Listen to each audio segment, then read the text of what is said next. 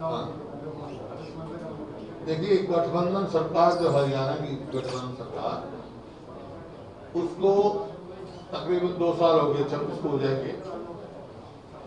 और 2 साल में 2 साल पहले जो उन्होंने वायदे किए थे वो एक भी वायदा पूरा नहीं किया।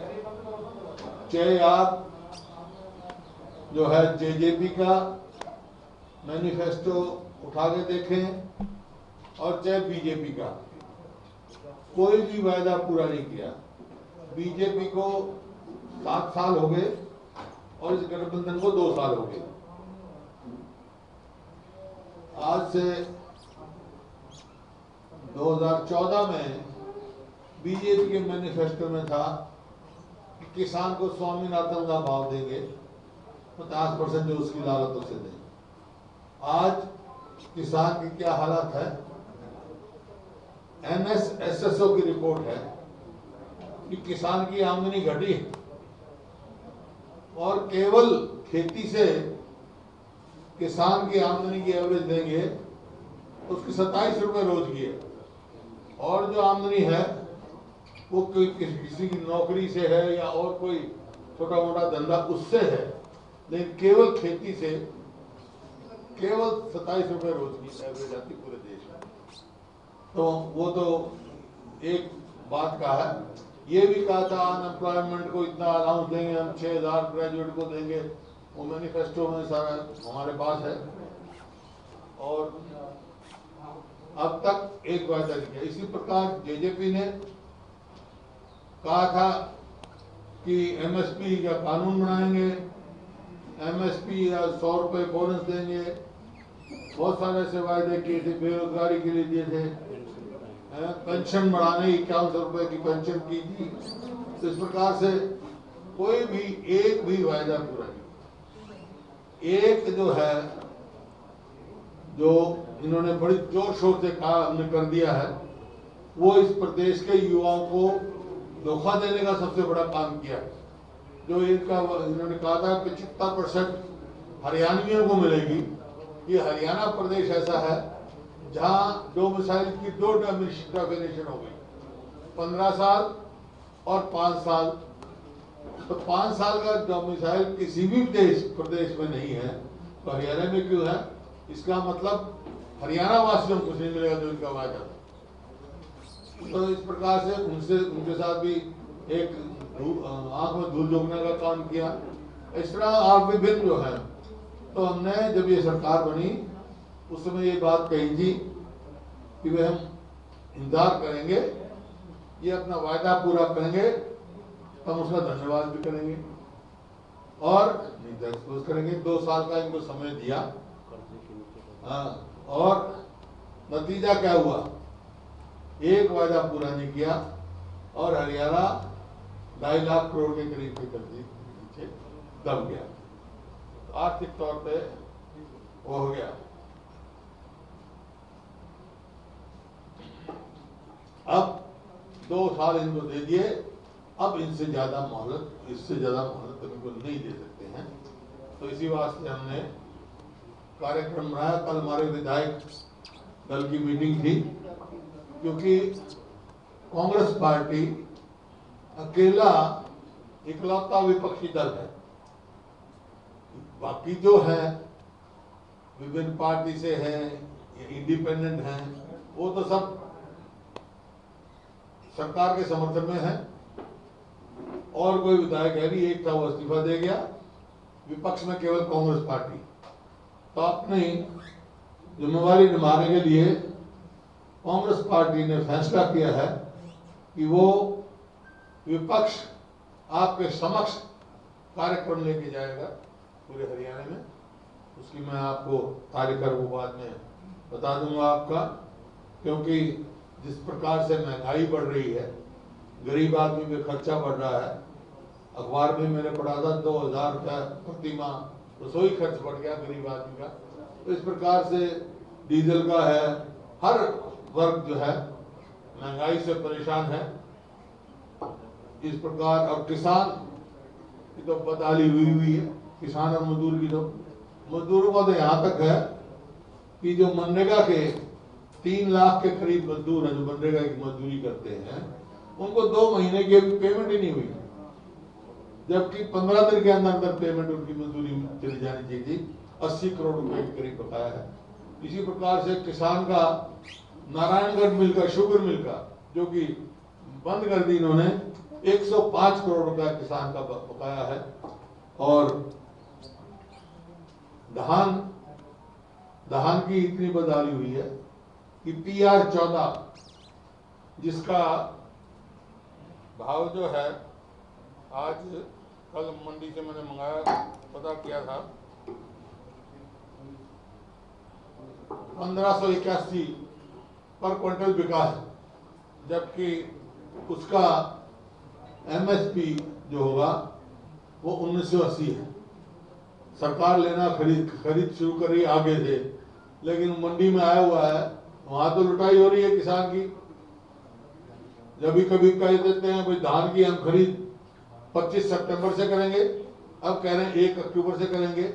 इतनी बारिश हो रही है, किसान की धान खेत में भी और मंडियों में भी बर्बाद हो रहा है, उसका कोई वो मुआवजा नहीं दिया जा रहा। और जितनी ये बारिश जो है, आज भी बारिश है, पूरे हरियाणा में बहुत बारिश है। एक्सेस ऑफ रेन से जो जल भराव हुआ है खेतों में, सड़कों पे, शहरों में, उसकी कोई बस्तियों में कोई निकासी का वो नहीं कि उस तरफ ध्यान ही नहीं दिया गया। सब चौक पड़ा मामला और आवागमन, और उसमें बड़ी परेशानी हो रही है। और जो आपकी फसल है, जो कपास है, मूंग है, ग्वार है, बाजरा है, उनका बड़ा भारी नुकसान हो रहा है। कपास तो बर्बाद ही हो गई, तो फौरन गिरदावरी करके उसका करें। धान का खेत में भी जैसे नुकसान हो रहा है, मंडियों में उसकी तुरंत खरीद शुरू करनी चाहिए इनको। इसी प्रकार से आपका अनएम्प्लॉयमेंट, बेरोजगारी इतनी बढ़ रही है कि CMI की जो रिपोर्ट आई है वो 35.7 हाईएस्ट इन द कंट्री। अब ये कहते हैं उस रिपोर्ट को नहीं बांधते। अरे 2019 में तो सबको ये रिपोर्ट वैलिड थी, JJP का उनका बयान है, उस पर रिलाई किया। आज वो रिपोर्ट बदल गई। मतलब इस प्रकार से दोहरा स्टैंड कैसे है, जबकि CMI की रिपोर्ट एक ऑथेंटिक रिपोर्ट है, रिलायबल रिपोर्ट है, पूरा देश मानता है इसको। और ये नहीं है कि थोड़े से आदमी से किए, हर वर्ग की वो करके सर्वे करके जब उसकी रिपोर्ट आई है, पूरा अखबार में उसका वो भी आया है, ब्यौरा भी आया है, कितने आदमियों ने हरियाणा में सर्वे किया है, क्या नहीं है, सब पूरा अखबार में भी उसका आया है।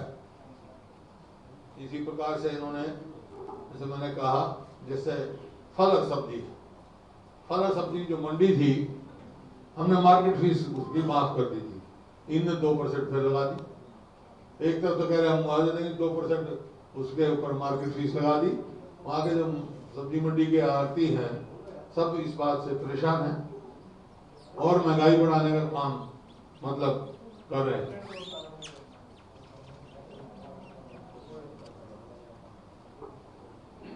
पिछली बार जो मुद्दे उठे थे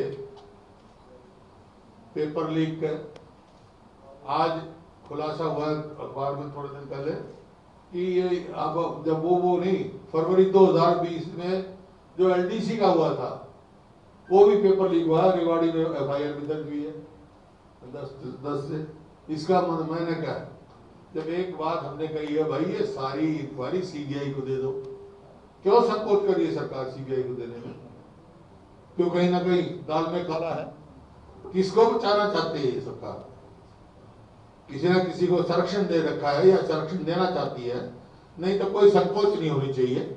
ये ऐसा गंभीर मामला है, लोगों के जो युवाओं के भविष्य के साथ खेला गया है।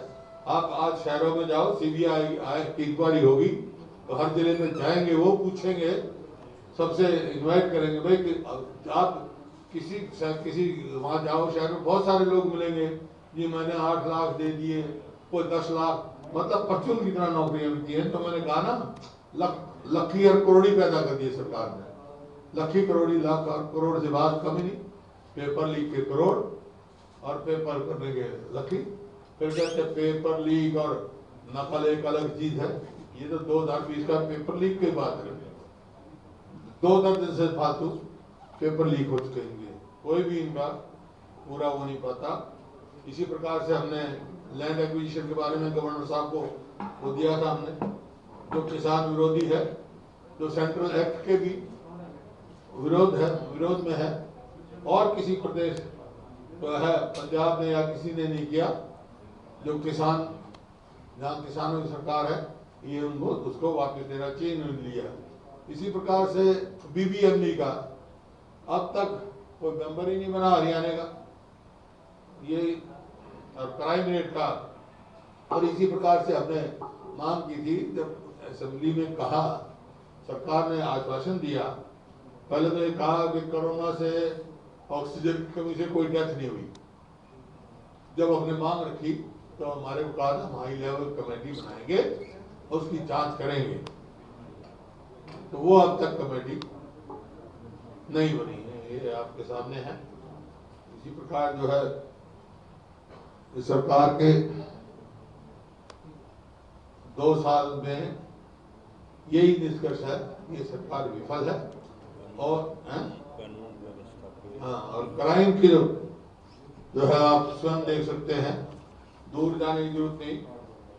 पंजाब के साथ आप कंपेयर करें, मर्डर हमारे यहाँ 1143 हुए हैं, पंजाब में 757। पंजाब हमारी बड़ी स्टेट है। और आपकी डाउरी डेथ हमारे यहाँ 251 हुई है, पंजाब में 63। इसी प्रकार किडनैपिंग का 2949 हमारे यहाँ हुई है, 1399 पंजाब में हुई। रेप में तो रेप वो बन गया 1373 रेप केसेस हमारे यहाँ हुए, पंजाब में 502, मतलब 3 गुना पंजाब से ज्यादा। इसी प्रकार से क्राइम अगेंस्ट वुमेन हमारे यहाँ 13,000 और पंजाब में कुल 4,838, मतलब 3 गुना। इसी प्रकार क्राइम अगेंस्ट चिल्ड्रन यहाँ हमारे यहाँ 4,338 और पंजाब में 2,121। क्राइम अगेंस्ट SC ST हमारे यहाँ 1,210, पंजाब में 165। No comparison. साइबर क्राइम हमारे यहाँ 656, पंजाब में 378। और इसमें क्राइम, उसमें हरियाणा पूरे देश में 4थे नंबर पे है क्राइम रेट में, 41 पर लाख, मतलब एवरेज। इसी प्रकार 3 या 4 मर्डर रोज होते हैं। सेकंड पोजीशन है हरियाणा की मर्डर रेट पे हरियाणा पूरे देश में, झारखंड के बाद हरियाणा है, मतलब 3.9% पर लाख। इसी किडनैपिंग का दिया आपको मैंने। किडनैपिंग और अबडक्शन में केसेस में हरियाणा पूरे देश में नंबर 2 पर है, 10 पर लाख के हिसाब से। और क्राइम अगेंस्ट वुमेन में 3rd पोजीशन में है, मतलब पूरे देश में।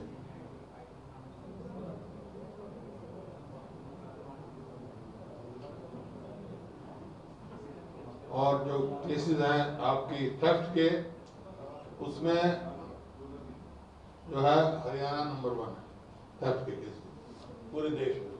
तो इस प्रकार से क्राइम रेट में हरियाणा में, जो शांति प्रिय प्रदेश माना जाता था, क्राइम रेट बहुत तेजी से बढ़ा है और कंट्रोल नहीं हो रहा, नॉन गवर्नेंस।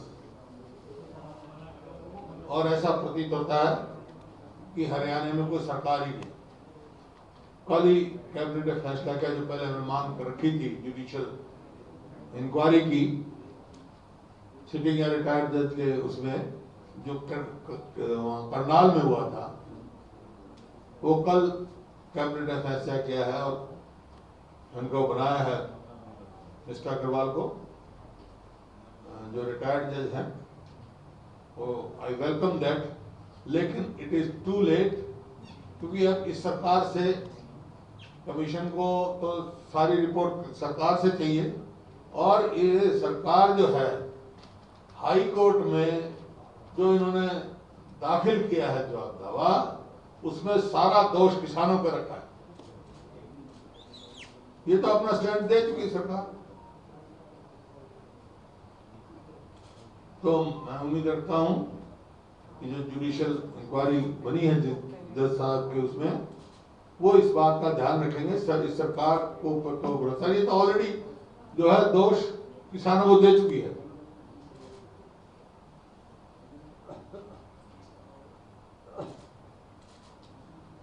तो ये जो मैंने कहा था विपक्ष आपके समक्ष की शुरुआत मैं करनाल से करूंगा, जहां से हमारे मुख्यमंत्री जी विधायक 10 तारीख को, और मेरा कार्यक्रम कोई ये नहीं है मीटिंग करी और भाषण दिए, वहां सभी साथियों से बात सुनेंगे, उनकी बात, उनकी तकलीफ सुनने जा रहे हैं, ताकि हम जो ज्वलंत मुद्दे हैं उनको उठाएं, इस सरकार की विफलताओं को उजागर करें और अपने साथियों के साथ खड़े हों और बात करेंगे। और भी साथी जुड़ेंगे। वहाँ पूरा दिन मैं करनाल में रहूँगा, मैं और मेरे और भी विधायक काफ़ी साथी वहाँ करनाल में रहेंगे। नए वहाँ साथियों से बात करेंगे, उनकी बात सुनेंगे, पूरा दिन करनाल में रहेंगे। और इसी प्रकार से हर जिला हेडक्वार्टर पर जाऊँगा। पर उसके बाद जिला पे होने के बाद विधानसभा क्षेत्र में जाएंगे। ये हमारा कार्यक्रम है। और यही कही कल विधायक दल की बैठक में यही फैसला हुआ था। तो करनाल के बाद कहाँ सब जिलों में जाएंगे, 22 के 22 जिलों में। वो अब 10 तारीख करनाल का अनाउंस करके, करनाल का करके वहीं से हम अनाउंस करेंगे। वहाँ करनाल में प्रेस कॉन्फ्रेंस भी करेंगे, लोगों की जो बात होगी, जो समस्या तकलीफ भी हम बताएंगे वहाँ पर, और जो वहाँ की है वहीं से फिर नेक्स्ट प्रोग्राम अनाउंस करेंगे। है जी? नहीं, लोग आएंगे ना, वर्कर आएंगे हमारे, और भी कोई बात होगी, लोगों की तकलीफ भी सुनेंगे। वर्कर आएंगे हमारे साथी आएंगे। कितने दिन का रहेगा ये अभियान? ये अभियान कितने दिन का रहेगा? नहीं, सारे जिलों में जाएंगे हम। दिन का तो अभी थोड़ा जैसे जैसे प्रोग्राम बनेगा।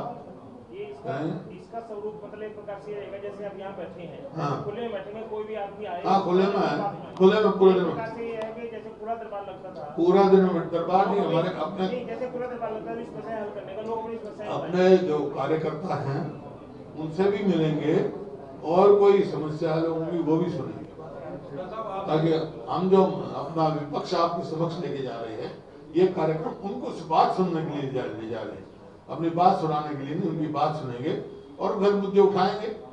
जो मुद्दे तो केवल मोटे मोटे तो बताए हैं, लेकिन लोकल लेवल क्या उनके मुद्दे हैं, क्योंकि वो बताएंगे कि उनका कितना भ्रष्टाचार फैला हुआ है हरियाणा में।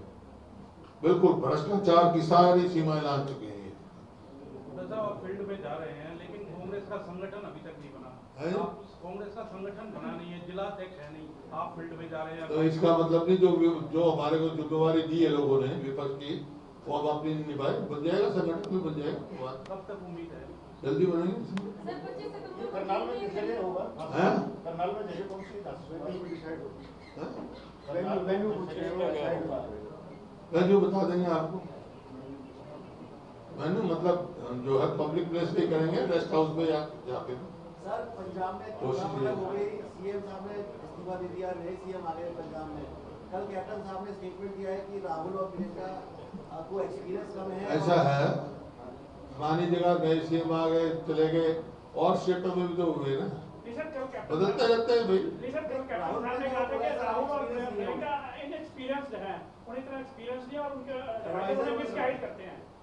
तो कैप्टन साहब से पूछो, उनका जवाब मैं थोड़ा ही दूंगा।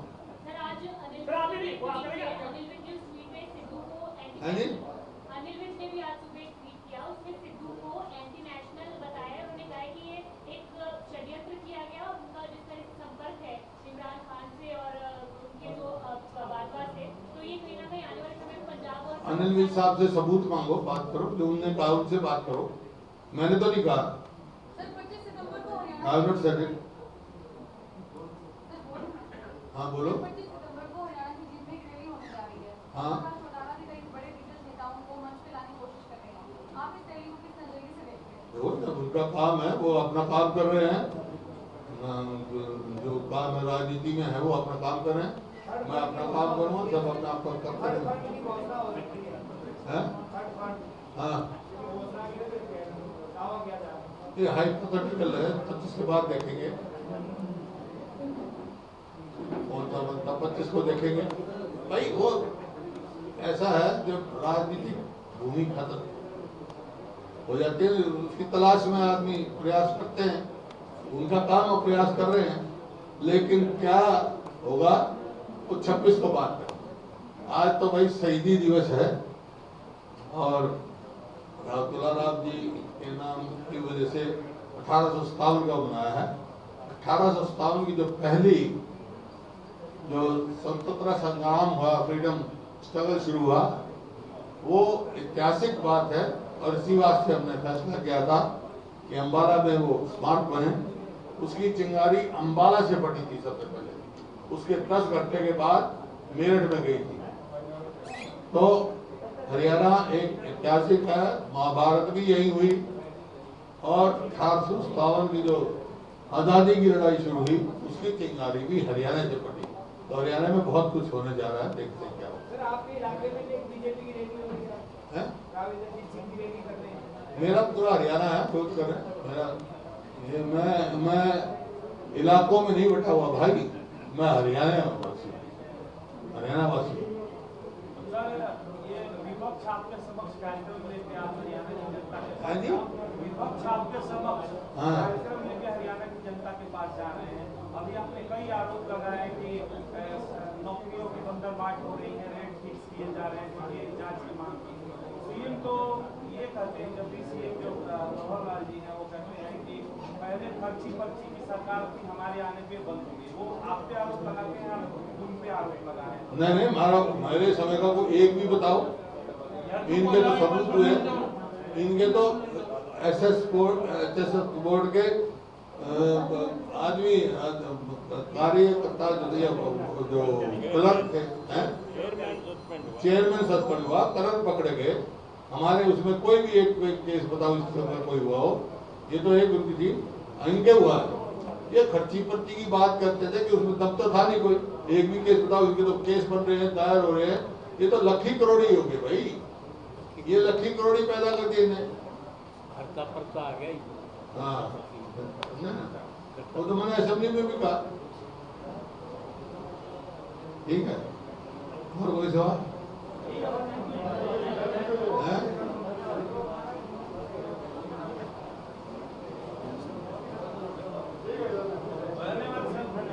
धन्यवाद आप लोगों को, धन्यवाद। नहीं तो मैं सोच रहा था आज बड़े भारी हमले होने वाले हैं। सभी साथियों से चाय पी लेना। हमले की बात यह है कि जब आपने विधायक दल की बैठक बुलाई, बहुत सारे अखबार में छापा गया, कैप्टन को हटा दिया, पंजाब को बड़ा इम्पैक्ट पड़ गया, तो बूटा साहब ने फटाफट स्पीच एमएलए की मीटिंग। ये तो पहले की बात तो देखो, अब भी कुछ छापे दो तो आप लोगों की मर्जी है, लेकिन ये मीटिंग जो है पहले से फिक्स थी और ये पंजाब में हुआ बाद में, तो पहले से तय थी, पहले भी होती है मीटिंग और पहले भी होती रही है। और ये एक और सवाल है, पहले से तय 15 सितंबर को आपका जन्मदिन था, पंजाब में अभी सीएम बदला है कांग्रेस पार्टी ने, उस पोस्टर में आपका छप रहा है कि हरियाणा के अगले सीएम। 3 साल पहले ही पार्टी ने तय कर दिया है, 3 साल पहले ही पार्टी ने तय कर दिया है कि आप अगले सीएम होने जा रहे हैं। पार्टी नहीं, लोग तय करते हैं। नहीं, पोस्टर तो छप रहे हैं आपके समर्थकों के। पोस्टर तो पता नहीं क्या छापते, पोस्टर तो कार्यकर्ता छापते हैं, तबकि जो जिसकी मन भावना हो उस हिसाब से छापते हैं।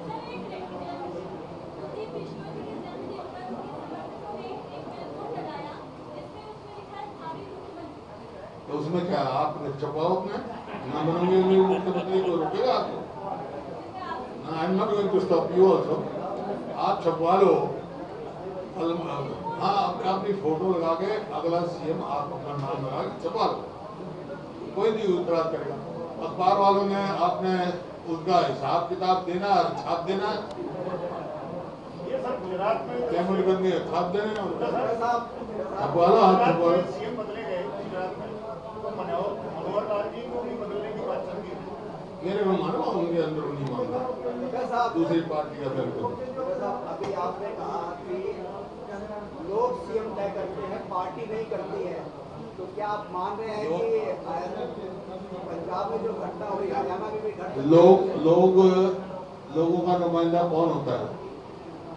लोग किसको चुन के भेजते हैं? एमएलए को चुन के भेजते हैं, एमएलए फैसला करते हैं। ये मैं कह रहा हूँ, एक प्रोसीजर है, उसके हिसाब से चयन होता है, तारीफ का दाता है भाई।